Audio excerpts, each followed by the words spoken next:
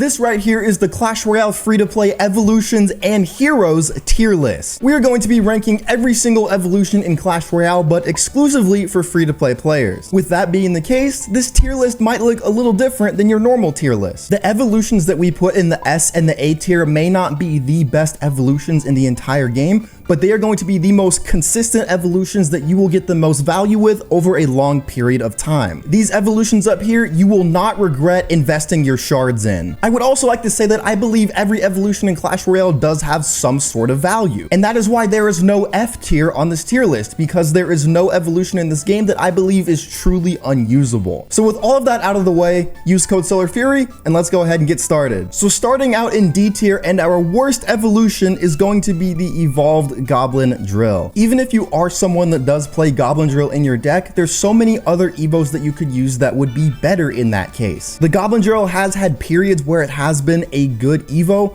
but it's just been way too inconsistent and it's been pretty mediocre and below average for a while now. So I would not recommend upgrading this one. And that is going to be our only evo in the D tier. So let's go on to the C tier. So starting out in the C tier, we have the Evolved Barbarians, one of the very first evolutions added to the game. Evo Barbs definitely do have some value on defense, especially if you like to play Lava Hound decks. You will frequently see them there. But there are so many cards in this game that do splash damage that can absolutely eviscerate the Evolved Barbarians, not even including spells. So I just feel like they get countered too easily, but if they can get on your opponent's tower, they can do a lot of damage. And as I said, they're a pretty solid defensive card. Next up in C tier, we have the Evolved Lumberjack. Once upon a time, this was the best evolution in the game, one of the best evolutions in the history of Clash Royale, but it has since been killed, and I don't think it will ever reach that power again. The ghost that it spawns definitely still can generate a ton of value, and if that gets on your tower, there is basically nothing you can do to defend it. So there is still some value there, but the fact that it's 2 cycles and not nearly as strong as it was, I wouldn't recommend upgrading it because I do not think it will ever get back to that power. Next up in the C tier, we have the Evolved Furnace. This is a similar case to the Evolved Lumberjack, but on a much more escalated scale. I would argue the Evolved Furnace at one point was the best card in Clash Royale history. But again, it has been nerfed a lot since then, probably will never be back to that strength. So investing your shards in it can be a little bit risky. I do think it is overall still a decent evolution. There definitely still can be a lot of value with those fire spirits you can get, but this thing now can die to Fireball Zap. It doesn't spawn the fire spirits nearly as frequently, and just really, there's so many evolutions I think that are better than this. Next up in C tier, we have the Evolved Battle Ram. The biggest reason why this one is down here is because it is 2 cycles. I just really think for the value it provides, it is not worth 2 cycles. Now, again, if you're someone who likes to play P.E.K.K.A. bridge spam or just bridge spam decks with Battle Ram in it in general, the Evolved Battle Ram can absolutely be very solid in those decks. But even in those situations, there are other evolutions that I would recommend. And then our last C tier evolution is going to be the Evolved Ice Spirit. Now, it pains me to put this one down here because I think the Evolved Ice Spirit is actually really solid overall. The fact that it can do multiple stuns is super duper valuable, especially against cards that get reset easily, and it's only 1 elixir, and since it's 2 cycles, you can get multiple of them in a game pretty easily. But it's just another case of, I just think there are other evolutions that are better. So now we're going to move on to the B tier, and pretty much all these evolutions from here on out, I think you can invest your shards into them and be pretty safe. But again, the A tier and the S tier cards are just going to be a little bit better than them. Starting out down here, we have the newest evolution in the game, the Evolved Royal Hogs. Now, as previously stated, I think every evolution in this tier is good. But my biggest problem with this one is that it is 2 cycles. Now, this can work in some Royal Hogs decks that are much more fast-paced, like Royal Hogs, Archer Queen, Earthquake. It can work very well there. But in a case where you're playing Royal Recruits, Royal Hogs, it can be pretty difficult there to get it multiple times in a game. And really any other high-cost Royal Hogs decks, I kind of feel the same way. But again, Flying Pigs are solid because you have to invest extra stuff to counter them than you would for the normal pigs. So yeah. Next up, we have the Evolved Skeleton Army. And this evolution for me suffers from one major thing, and that is the fact that it is completely countered by arrows. And so many people in this game play arrows. Now, if your opponent doesn't have arrows, then you're in luck because they will most likely have to invest 2 small spells or some other variant of card to destroy the evolved skeleton army, which can be a positive elixir trade. But again, so many people play arrows. It can be kind of difficult at times to get value with it. But again, in those situations when you can capitalize when your opponent doesn't have arrows or doesn't have arrows in cycle, pretty solid evolution here. And I feel like for these next 2 evolutions, it can be the same deal. The evolved Dart Goblin and the evolved Firecracker. Again, 3 elixir evolutions that die to arrows. Both of them provide really good value. I've said the word value a lot in this video, by the way, but it's true. The evolved Dart Goblin with its poison, the evolved Firecracker with its insane splash radius. There is so much utility with these cards, but again, arrows is a big problem, and for the Dart Goblin, Log and Barbarian Barrel are problems as well. So many people play these cards. Small spells are everywhere in this game, and they just counter these evolutions. But again, if you play smart, take advantage of situations where your opponent doesn't have these spells in cycle, then absolutely, these are very good evolutions. Next up, we have the evolved skeletons. These can make absolutely insane plays on both offense and defense. I mean, if you let one of these get on your tower, it's basically game over if you have nothing to counter it. And for that, it is an automatic B tier in my opinion. However, at the end of the day, they are still skeletons, and if you can deal with them appropriately before they can multiply and whatnot, then they can be pretty easy to counter. I guess we can keep going with this same trend with the evolved skeleton barrel. Again, the horde of skeletons that spawn from this are absolutely insane. But if your opponent is smart at defending against it, then they can counter it. But again, if you can outplay your opponent, be smart, not have a skill issue, then yeah, very good evolution. Next up, we got the evolved bomber. I absolutely love the range on this card. Putting it behind some other defending troop and just letting its splash damage go to work is absolutely insane. It's one of my favorite things to watch in this game. 2 elixir, very, very valuable. Next up, we have the evolved Electro Dragon. This thing's chain lightning is unreal. It can tear up any push at all. However, the E-Drag as a whole is a card that can be dealt pretty easily with a wide variety of spells, especially lightning. That absolutely wrecks this thing. And then in general, against single targeting units, it doesn't really do much of anything. If you play a Musketeer to counter the Electro Dragon, it's a +1 elixir trade. So again, it's a good evolution. You just got to know how to use it properly and avoid your opponent's spells. Next up, we have the evolved Goblin Giant. And this one's a little tricky because if your opponent doesn't have anything in hand to counter this, then you can pretty much instantly take a tower, especially when paired with a Rage. And most Goblin Giant decks do have a Rage. However, I don't know. I don't find this to be a very hard evolution to deal with. Maybe I'm a little biased, but again, solid evolution, just know how to play it. Next up, we have the evolved Musketeer. Very solid evolution. If you play 2.6 Hog, evolved Musketeer is definitely one of the evolution slots that I would use, along with another evolution we'll be talking about later on. But I absolutely love the range on this thing. It can do so much damage with those first 3 shots. Great on defense, especially for sniping your opponent's cards in the back. And even just regularly, it's very solid, does a good amount of damage. Then we got the evolved Archers, another card that has really good range. And that damage buff from the range is very insane. If you play Expo, use Evo Archers, okay? This is another card though that gets countered so easily by arrows. Genuinely, it is insane. And then the last card we are going to be putting in the B tier is the evolved Hunter. I really do love its net ability. It is very nice. However, it is not as good as it used to be. And because that's the case, and because it probably will never get back to that strength, because the strength that it was is really broken, I think B tier is a solid placement for it. Still a very solid defensive card, especially when paired with Fisherman or with Mini P.E.K.K.A. or some other tank killer. It can be very hard to break through an evolved Hunter defense. So next up, we got the A tier. A tier evolutions, yeah, you should probably get these. They're very good. First up in here, we got the evolved Mortar. Now, Mortar in general can be somewhat of a high skill card because most Mortar decks tend to be on the higher side of skill. But man, if you can master decks with the evolved Mortar, this card is lethal. If you get a lock on the tower with the evolved Mortar, it can do a lot of damage. Plus with that Goblin doing extra damage as well, it is great. This is a very versatile card. Highly recommend. Next up in here, we got the evolved Tesla. One of 2 evolved buildings in this game. Technically 3 if you count Goblin Drill.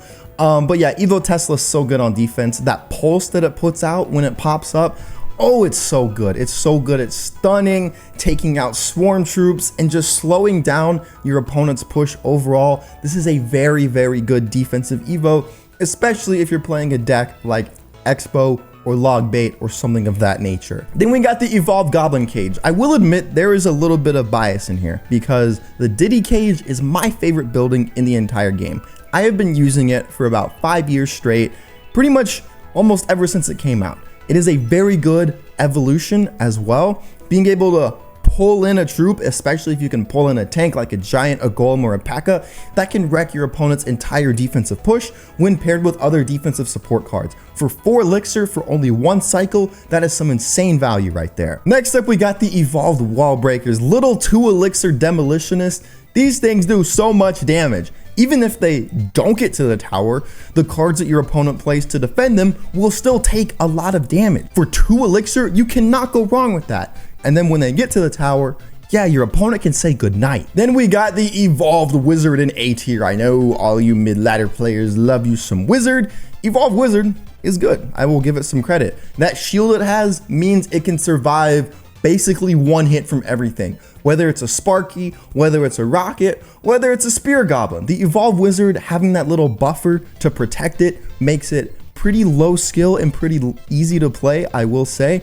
And then of course the splash damage it provides can be great for both offense and defense. Evolved Wizard is very good. Next up we got the Evolved Bats. Pretty reliable. 2 elixir, they can heal.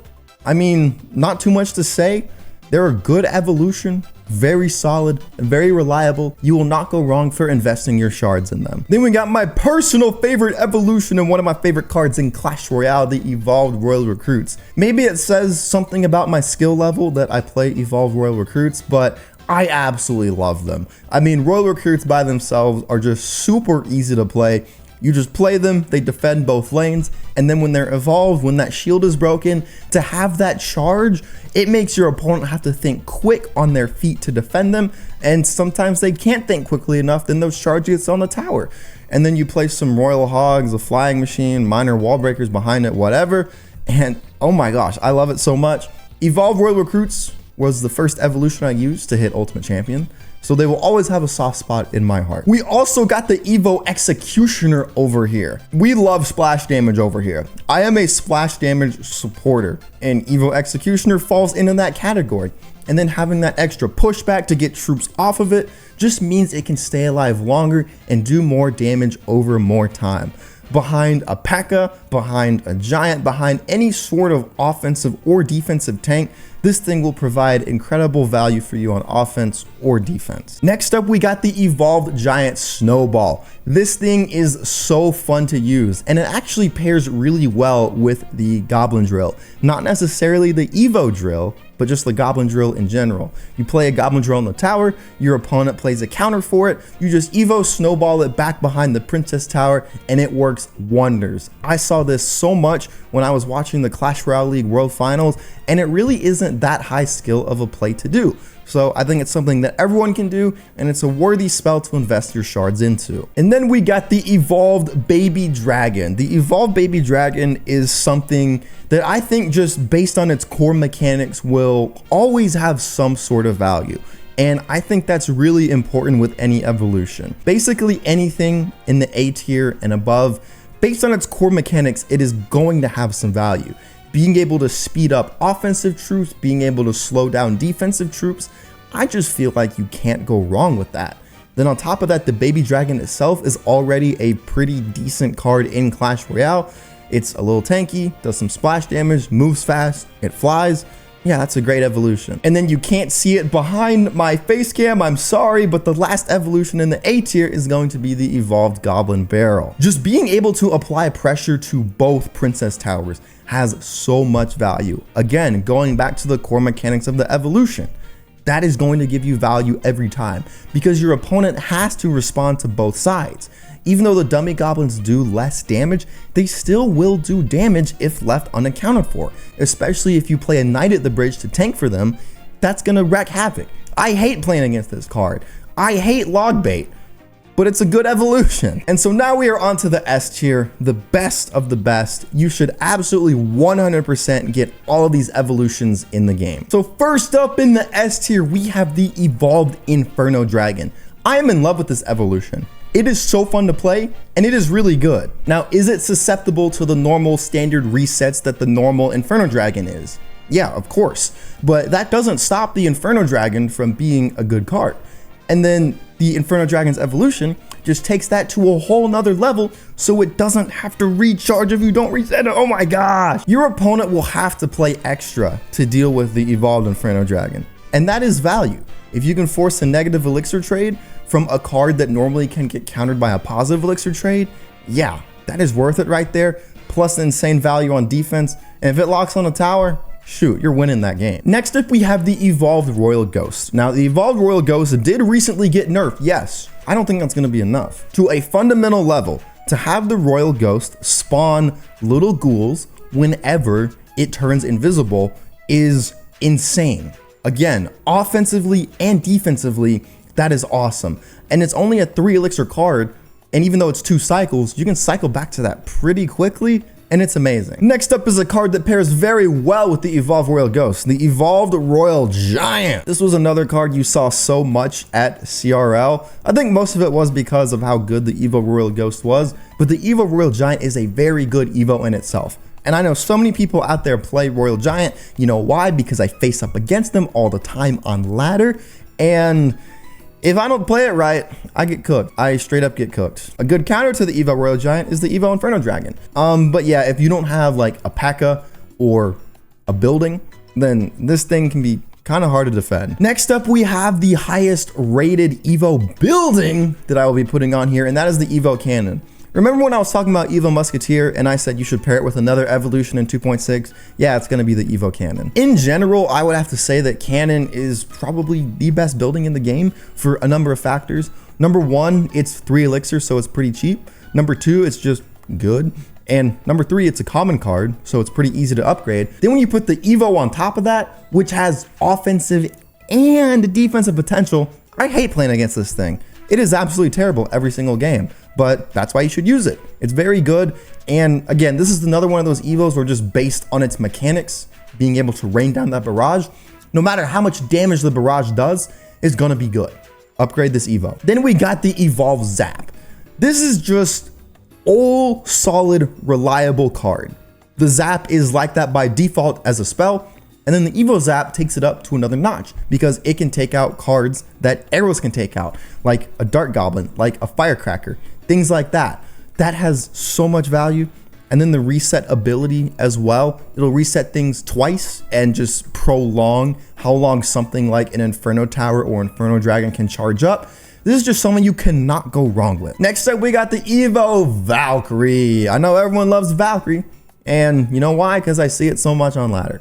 And Evo Valkyrie is just, it's so good. The tornado, just bringing everything closer to its splash damage is so good, especially on defense. But it can work for offense as well. You can pull troops away from a Hog Rider on offense or from a Giant or something like that. So good, absolutely. Next up, we have the Evolved Knight. That shield that it has, that tankiness that it provides is so dang good. Evo Knight, 100%, just upgrade it, promise me. And for some reason, they made the Knight even stronger with this thing right here, but we'll get to that soon. Then next up, we have 2 cards that are somewhat similar from a mechanics perspective. We have the Evo Witch and the Evo P.E.K.K.A.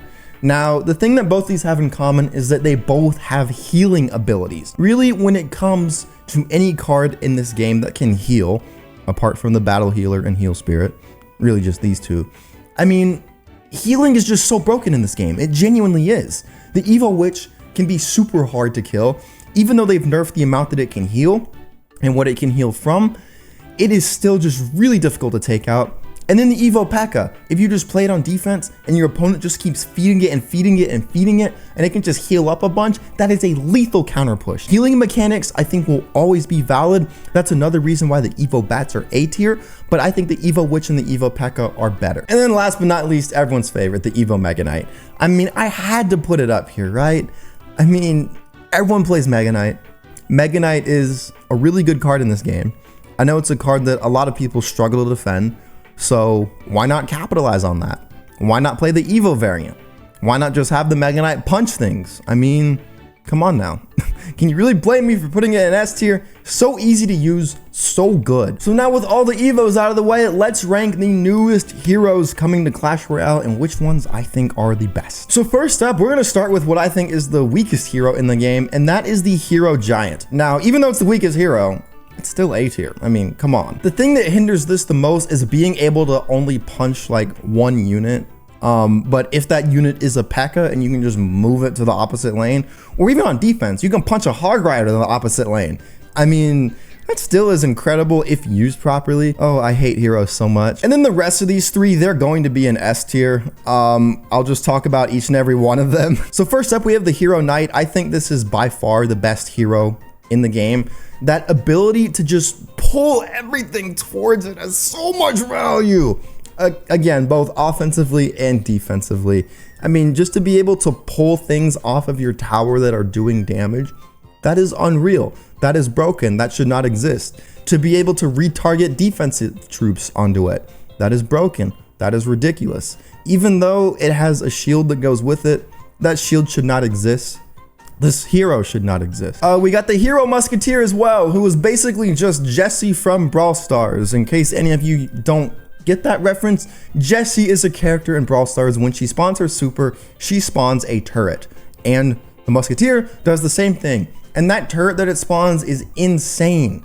It does a lot of damage. It fires really fast. It has a decent amount of health. Even though that health does decay, it can still tank for a pretty big amount of time. And then of course, lastly, the Hero Mini P.E.K.K.A. I mean, you take this thing, it can level up from level 16 to level 21. You pair that with a Royal Chef or with a Mirror, and you're getting to levels like 23 and 24. That is real. This is gonna be a monster defensively, and offensively, if your opponent doesn't have anything in cycle to deal with it, then your opponent is losing.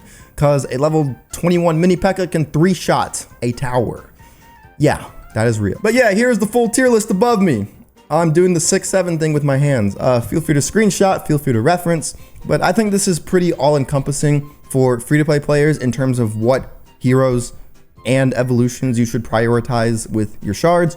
I know with heroes, it's kind of random which ones you get, but whichever ones you do have, the order in which I would use them: Evo Giant last, Evo Musketeer third, Evo Mini P.E.K.K.A. second, and Hero Giant first. But these top three, really all of them, they're good. I mean, you're gonna get value with all of them because they're releasing them insanely broken. Let me know what you all think about this video in the comments down below. I'm sure that it will be very controversial, so I'm curious to see what you all think. But of course, please be respectful. Leave a like, subscribe, use code SolarFury. Watch this video on screen right now, and I'll see you all in the next one.